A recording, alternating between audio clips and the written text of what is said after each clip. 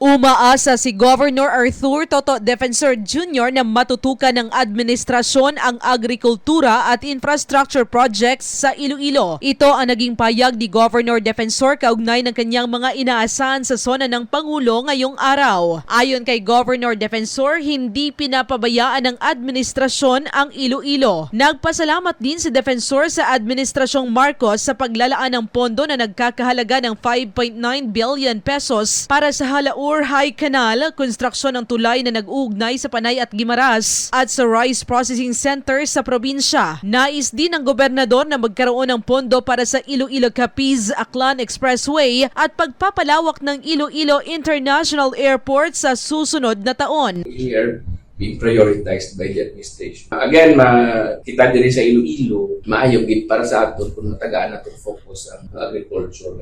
Our agriculture is important to us and our infrastructure also.